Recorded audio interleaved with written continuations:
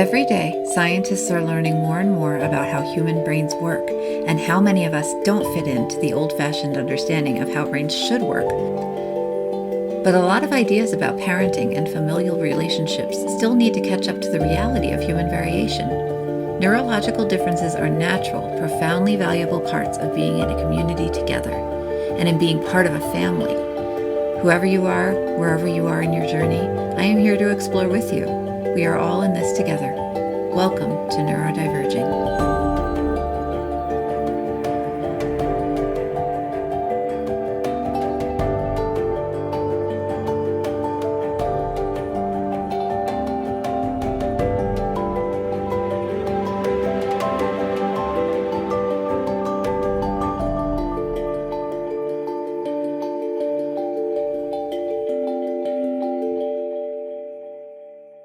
Hello, everyone, and welcome back to Neurodiverging. Thank you so much for tuning in with me today. If you're new here, I'm Danielle Sullivan, and I'm your host.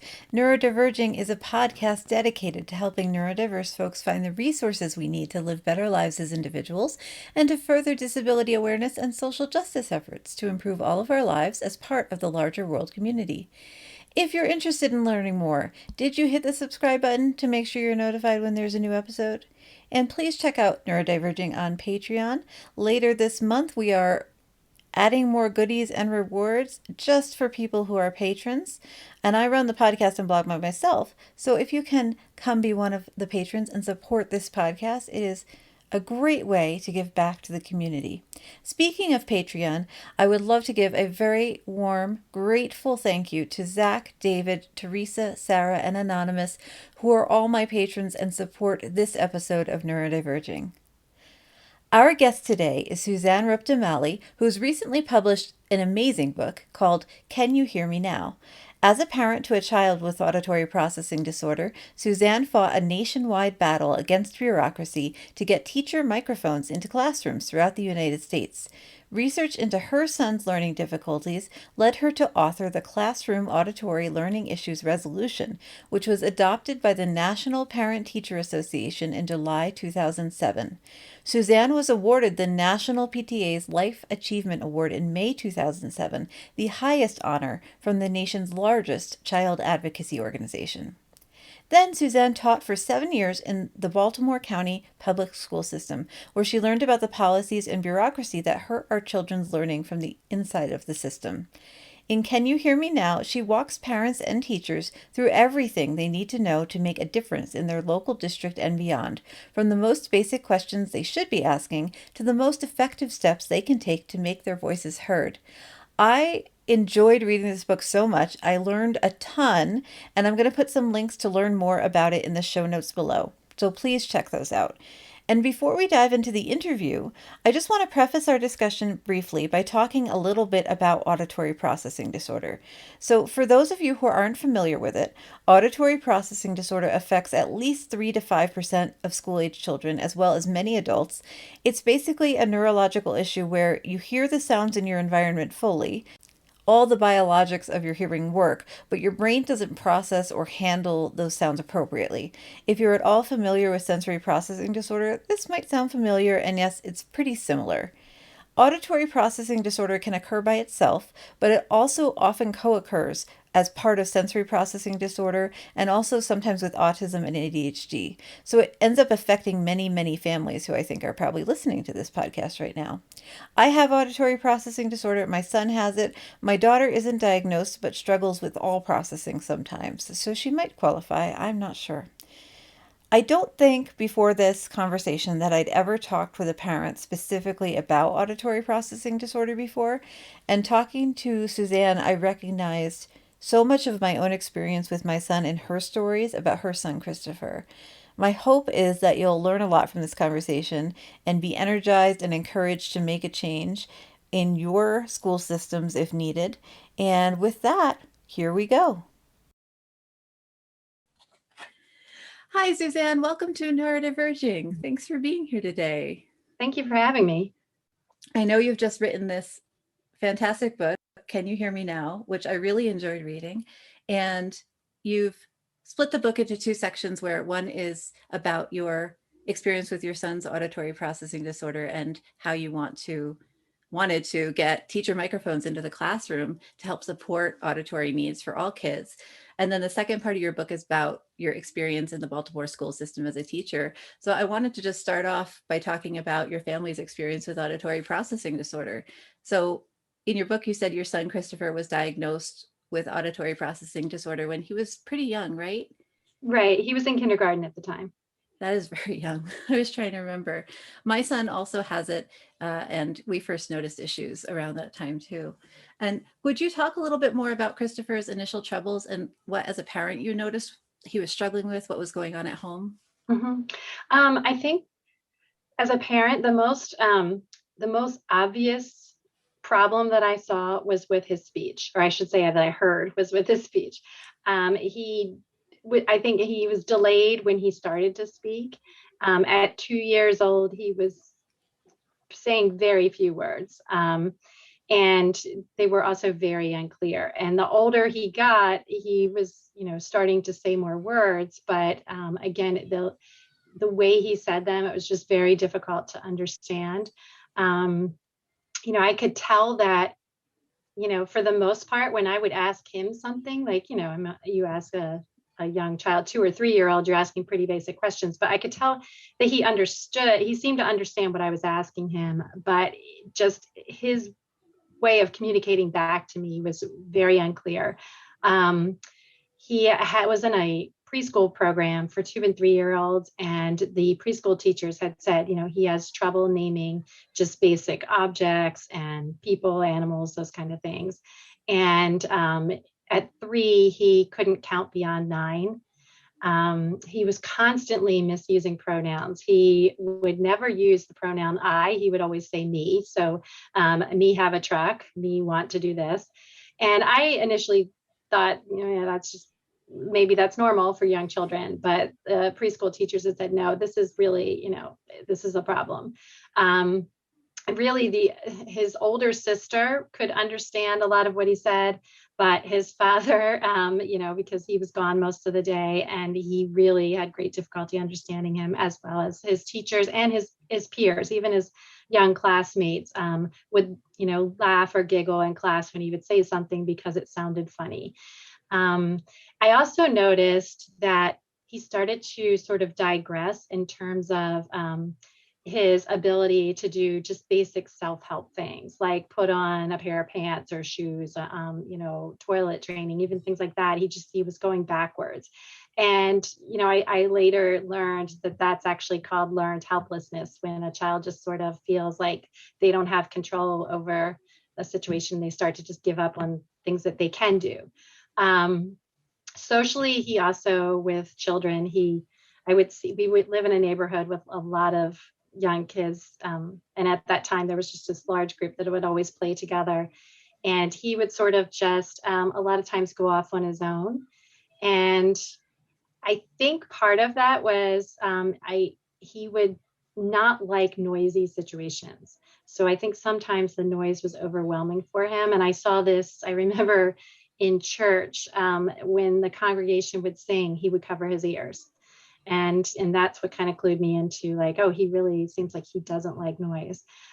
So those were all kind of things that, I saw and his preschool teachers were seeing. And the preschool teachers at one point, I think he was in the 3s, had recommended that I have his speech tested through a county program called Child Find, that tries to identify early on any sort of problem that might impact educational learning. So I had that tested, and they did identify him when he was a little over 3 years old with a speech and language impairment. And we started to receive services for that.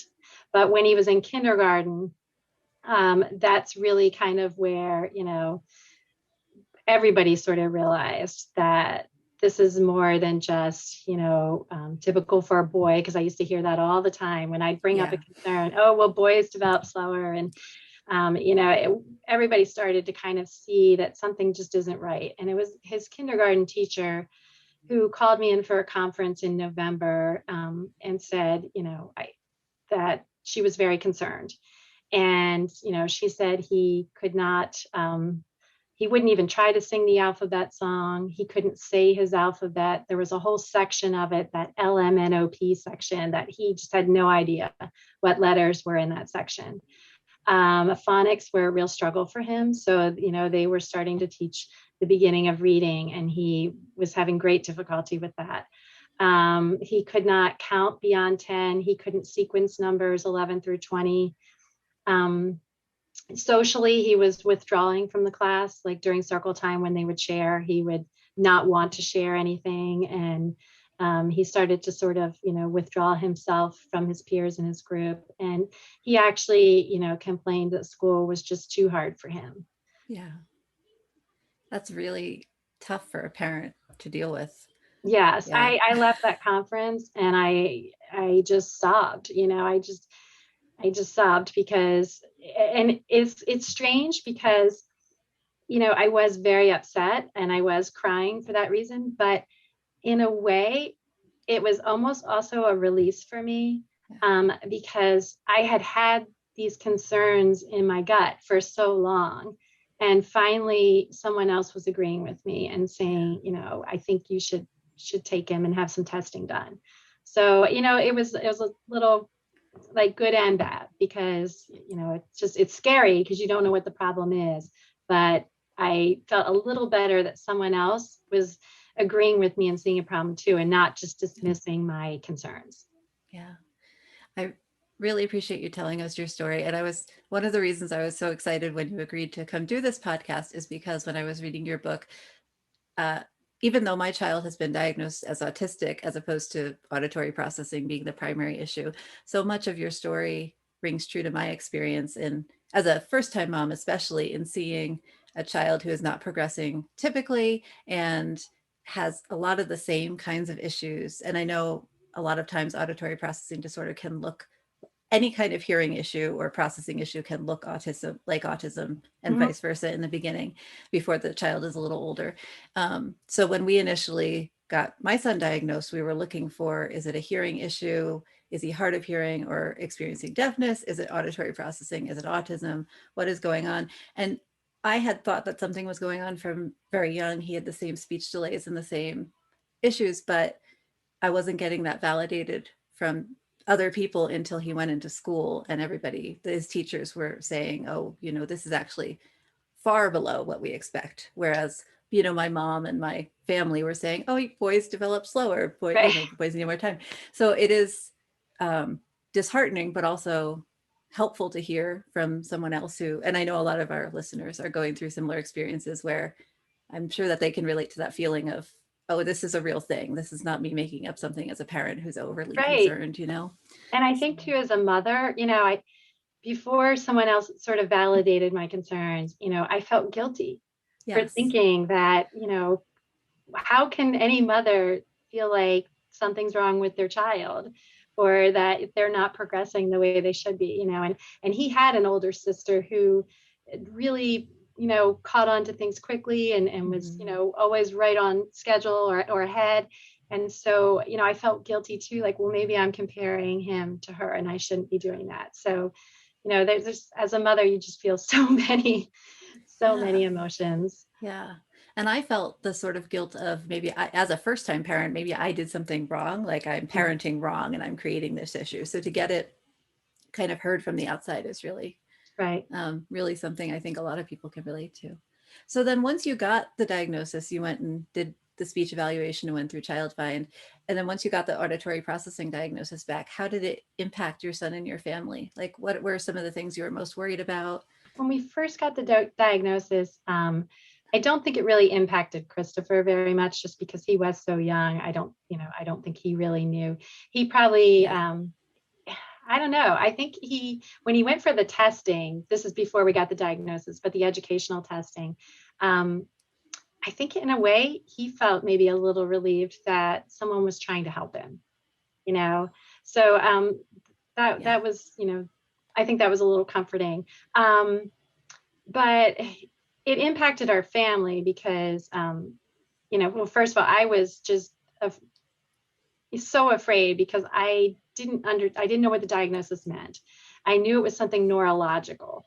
And so that just presented a big concern for me, because I just thought, oh my gosh, if it's neurological, that maybe means he's not going to be able to learn, and he's not going to be able to be in a mainstream classroom, and he won't be able to have friends and do all these things. And so I was very scared, and I had to educate myself. And that's really what started to kind of alleviate some of those fears, is when I did start to learn about it more. I think, knowledge is helpful in that way. It's comforting in that way.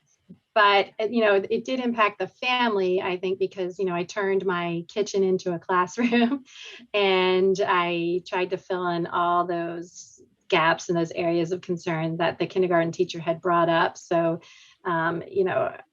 physically, our home kind of became a little bit different, and I was spending a lot of time helping him, and he had 2 other siblings. So I think they probably, especially the older one, probably noticed a little more that, mom's busy with Christopher. And, financially it impacted us, certainly, because once he did get the diagnosis, we started implementing some of those recommendations, like speech and language therapy. And we used a program called Fast Forward, which was quite expensive. So, it did impact the family, probably not Christopher as much when he was young. Yeah, working through that fear that you were talking about of the diagnosis is also resonates with me, because you don't know until you don't know. And there is always that fear of letting your kid be happy, getting them friends, and making themselves able to be understood, and just feeling comfortable with the world. And that can be really hard when you are scared that they won't ever be able to do that. So I know it is. It's I think the fear is just caused by, you just don't know. You don't know what that diagnosis means. You don't know what their life is going to be like. And that's really, I think your mind just kind of goes off in all the worst directions. And so when you sort of, try to educate yourself more on, his particular problem and what can I do to help, then it kind of focuses your mind in the right direction. Yeah, absolutely. You made a lot of changes to your home to, like you said, make it into a classroom to kind of support Christopher's needs. But what about in the classroom? So in your book, you talked a little bit about the IEP process in first grade, I think it was, when he moved out of kindergarten. Yeah, well, he was diagnosed in kindergarten, and when he was in kindergarten, he was in a private setting. He attended kindergarten at a church that was up the street from us, and they had a preschool program and then a kindergarten program. And when I got the diagnosis, and then I got some recommendations on what they could do in the classroom to support him better, I turned that information over to his teacher and the director of that private school, and immediately they put everything into place the very next day. I remember reading that. That was amazing. It was amazing. I mean, they really went out of their way to do everything that they could that was suggested to them immediately. Not so in the public system.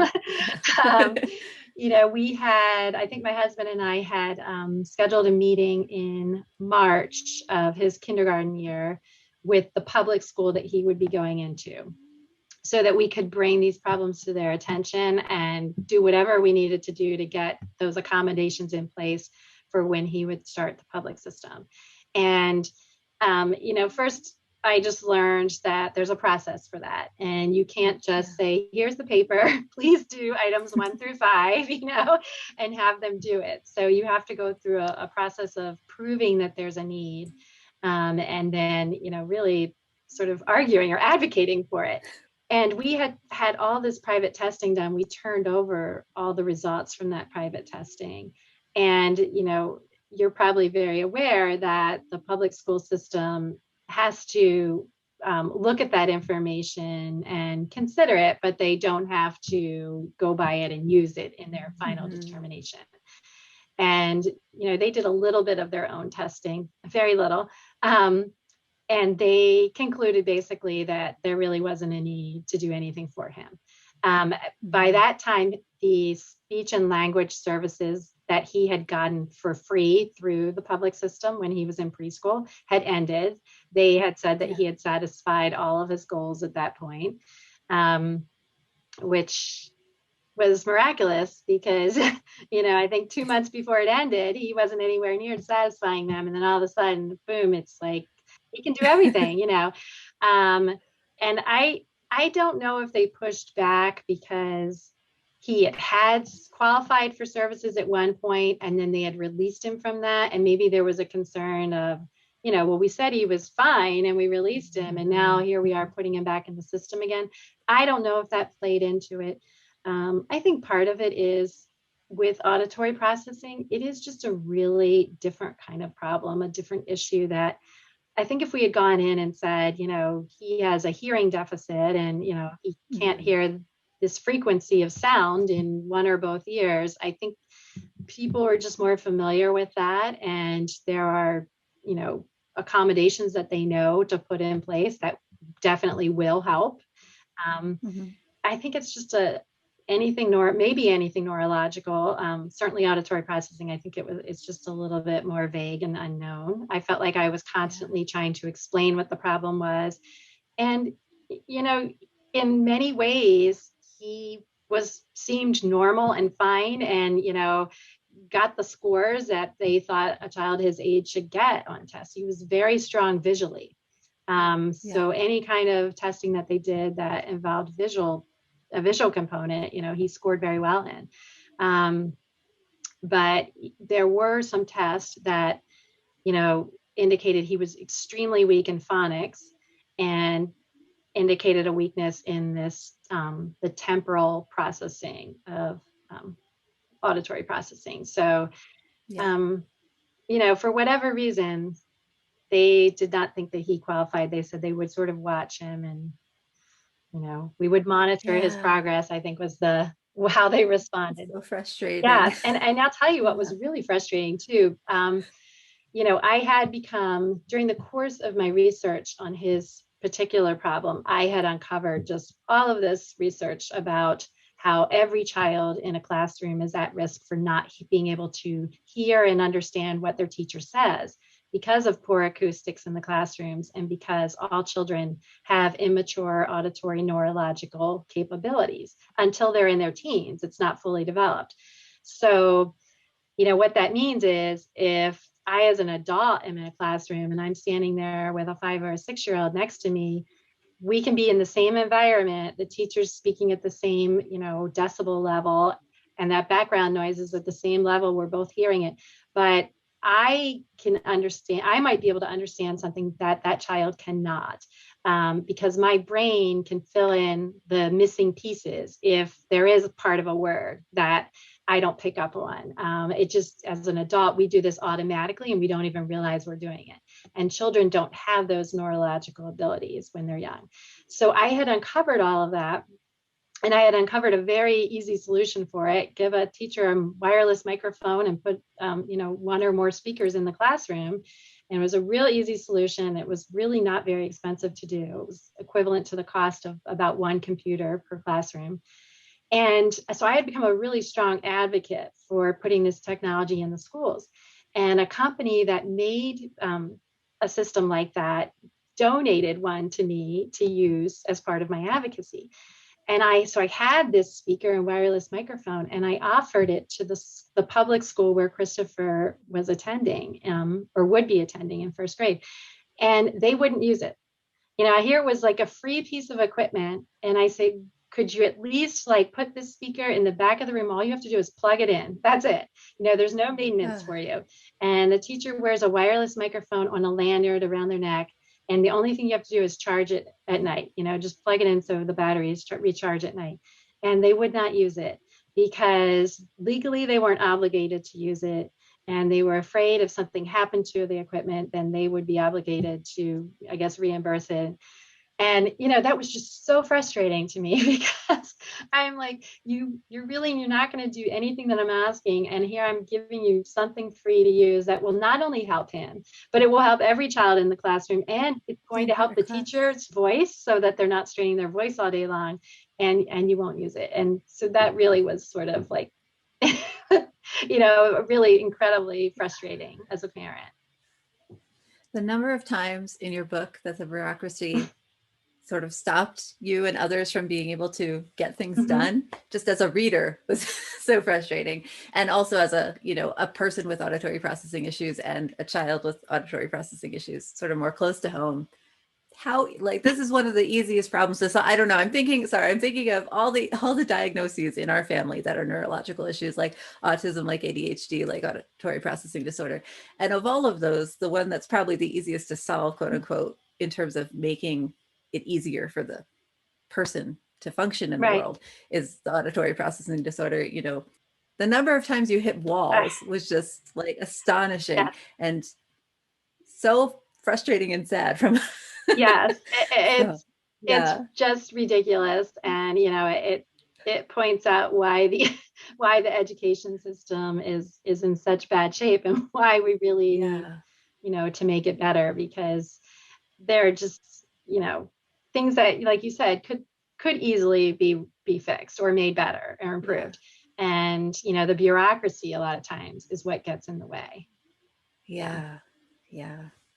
So you talked a little bit about kind of you sort of started talking about your experience with the advocacy for teacher microphones. So in the book, you talked a lot about how you worked to sort of popularize that and get it moving within your school system, but also with the PTA nationwide and all the work you did. And I was wondering if you could talk and tell us a little bit more about your journey working on getting those microphones into the classroom, and what were some of the bureaucratic issues that you encountered that are sort of the most, there's a litany of them. So you can maybe choose your most frustrating or however you would like, but just to give people an idea of what you're up against with some of this. I think I gave my first presentation to the public school that Christopher would be going into. So he was still in kindergarten.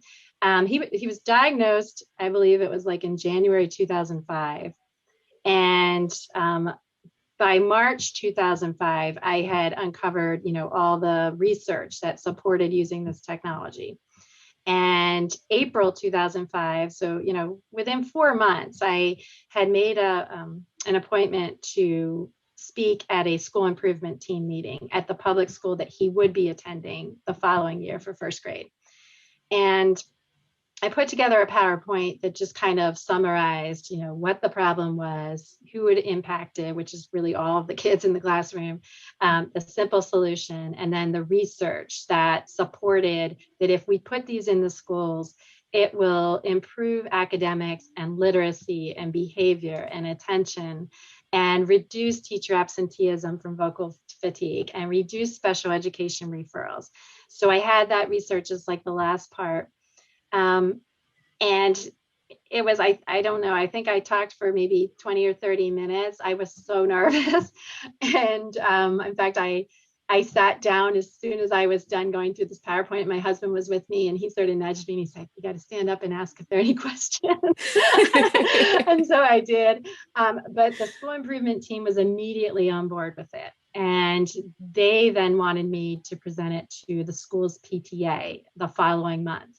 So I did the same thing, only the next time I gave that presentation to the school's PTA, I had invited a school board member that represented that district. And I had contacted him. Someone had suggested that I reach out to him. He was a lawyer in the area, and he was a member of the school board. And I had reached out to him. I had shared with him my research ahead of time, and he really was immediately supportive. I'm not saying he was like, "Oh, here, let's put it in every school and I'll give you a check," but he was definitely supportive of learning more about it and, really taking it to the next step. So he attended as well. And then he told me that you're going to need to share this information with the school board, because for one thing, if you make a change to a school facility, which would be done if you're putting speakers into the ceiling of the classrooms, you're going to need to have the school board's going to have to approve it, and they have to select a vendor, and it's a very, very long process. I didn't even know the process at that point. I just knew I need to do this next step. He said, you need to attend a school board meeting. So I did that. And I found out at school board meetings, the public is only allowed, in my area, was only allowed to speak for 3 minutes. At the end, I remember reading that. I was just like, yes, at like, the how end do you of do the anything meeting. in 3 And you had to minutes? get there before the meeting started to sign up so that you got one of the 10 open slots to be a public speaker. Um, so since I had gotten some parents on board with it from the school improvement team, I rallied some of those people and said, would you also go with me and be a public speaker, so that instead of just getting 3 minutes on the topic, if we all speak together, we can get like maybe 9 minutes or 12 minutes on the topic. So a few people did that, and we spoke, and we got the attention of the school board pretty early on. At least they realized, like, this seems to be sort of an important issue, and there's enough people here speaking about it. Maybe we should listen. At the end of a very long meeting, and I was able to give out handouts and submit those at the end, and I did all that with the research.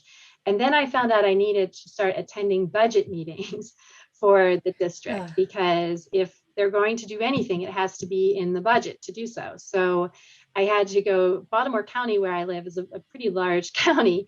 And so it's divided into different areas. And I had to speak in all the different areas at the budget meeting I was allowed 3 minutes to advocate for them including something in their budget to buy this equipment. So that was kind of the beginning of what happened within my school district. And I just realized early on that, this is a bigger problem than or a bigger need than just something for my son or something for his school or something for our county. And, at some point I said, I really don't understand why every child across the nation doesn't have this in their classroom.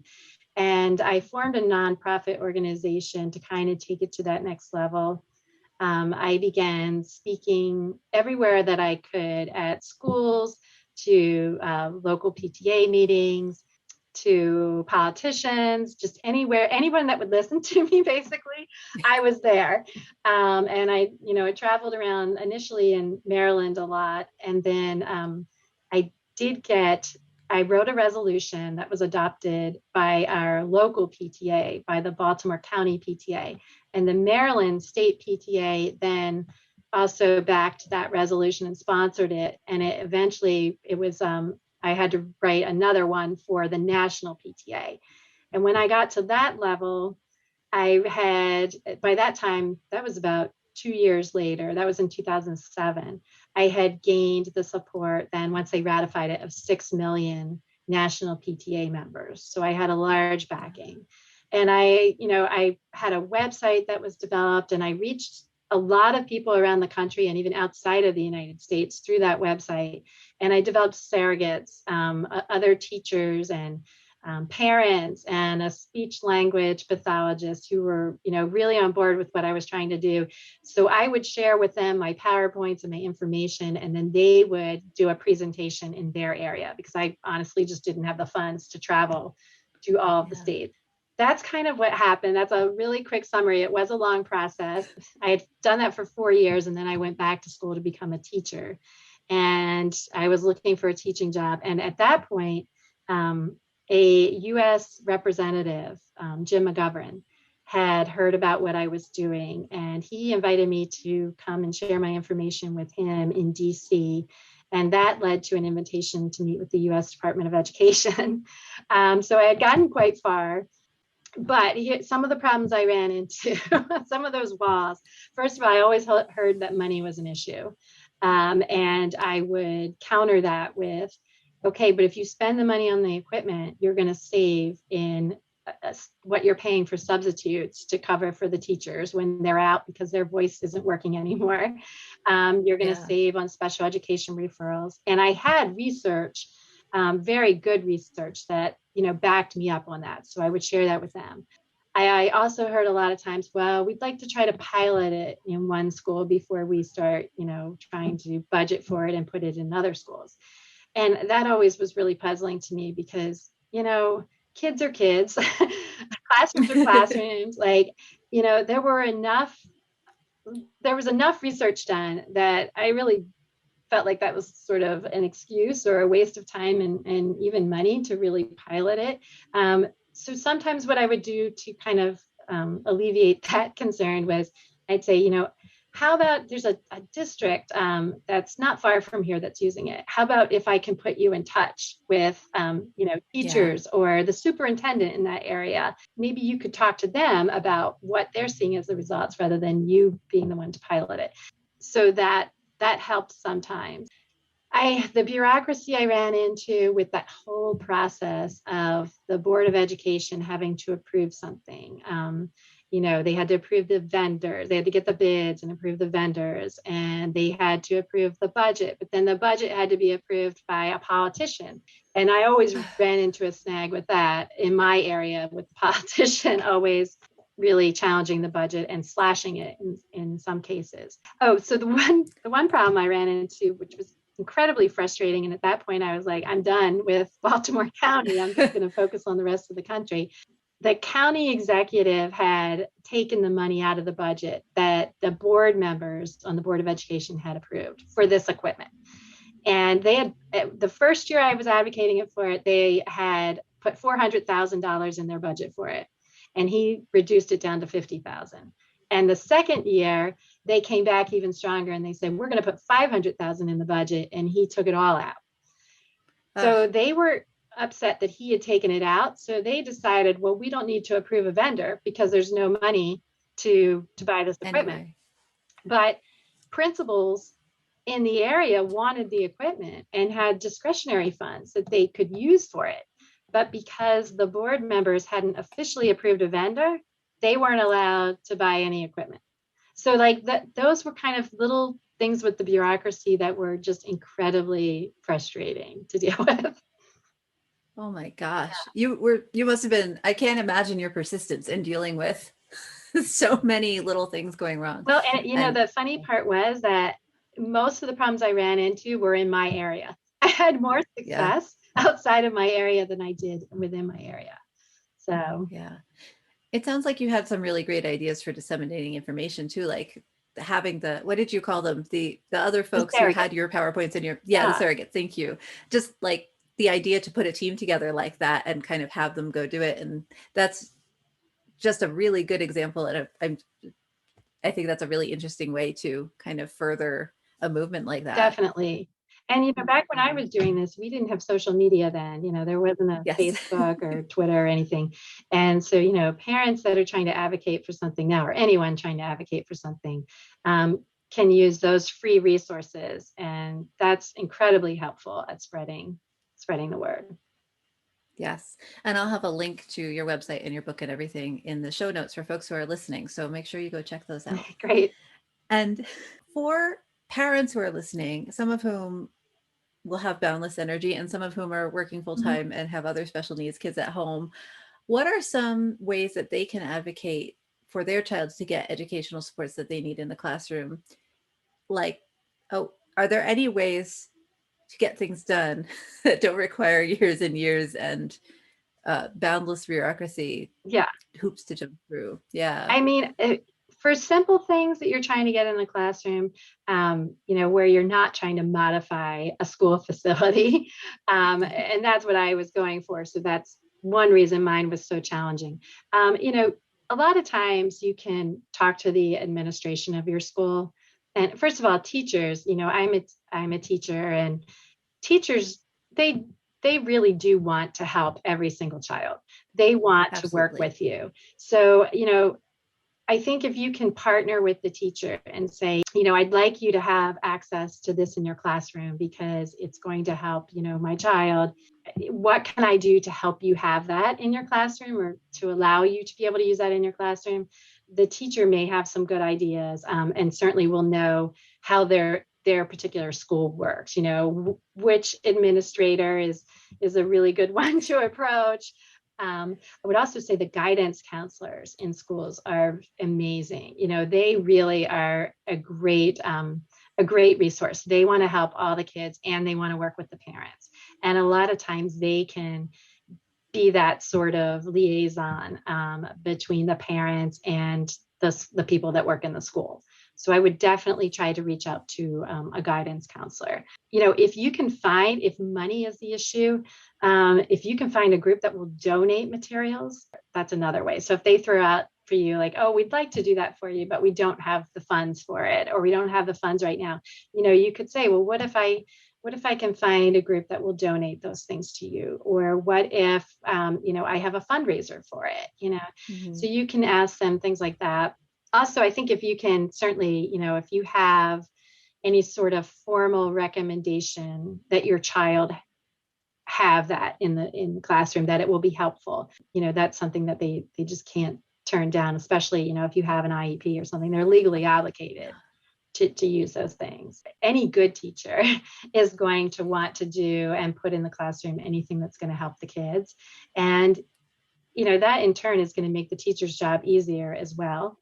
I think if you can always couch it as like, I know you're really busy, you have 25 kids that you're trying to help here. How can I help you? What can I do to help you? That's going to go a long way.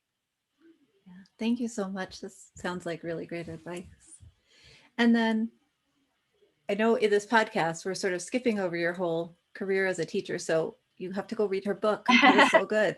But just briefly, as a teacher, now that you've been working in that capacity for such a long time, is there anything parents can do to support you in creating more accessible classrooms? So when you're hitting bumps as a teacher in getting things into your classroom, is there any way parents can help with that? I think by first just asking, what is it you need? What would make your life easier while you're in this room working with all of these kids? Any good teacher wants all the kids to be successful and to be happy while they're there. So if you can just kind of set up that partnership relationship and really let them know that you feel their pain, and you want to help them. A lot of teachers are parents as well. So that's another thing to tap into. If you do sense a little resistance from a teacher, probably just because their plate is so full, I would pull the parent card out and say, I realize that you have a lot to do here in the classroom, but this is my one child. And, I have to, it's my job as a parent to do everything I can to make sure my child has what they need, so how can we work together? And I think, again, that will really get into the heart of the teachers, and they're going to want to work with you. Thank you so much, Suzanne. That's really helpful stuff. Do you want to tell folks listening where they can learn more about you and your book? Sure. If they go to SuzanneDeMallie.com, my website, first of all, they can get a lot of specific information about the hearing issues that I was talking about in the classroom. I have a lot of research on there. They can also easily buy my book through the website. They can have a link to Amazon. There's access to be able to contact me directly if they want to reach out to me personally. And I also have on my website links to all of my social media. So that's probably just the easiest way for anyone to learn more or to reach out to me. Wonderful. Thank you so much. Thank you. I hope you enjoyed this episode of Neurodiverging today. Email me at neurodiverging.podcast@gmail.com and let me know what you thought was the most interesting aspect of the story or what you would like to see in upcoming episodes. I want to thank Suzanne for being so open and honest and vulnerable with her story today. I hope it helps some of you out there who are struggling with the same kinds of issues. Suzanne's website and a link to her book, Can You Hear Me Now?, are below in the show notes. Please go check them out. Her website especially is fantastic with a lot of free resources, especially if you have a child with auditory processing disorder, autism, ADHD, or any other similar issue who is struggling at school. Thank you again to my patrons for supporting this episode of Neurodiverging. Please go to patreon.com/neurodiverging to join the Patreon. For as little as $1 a month, you can support this podcast and make it available. Thank you again for being here with me, and remember, we are all in this together.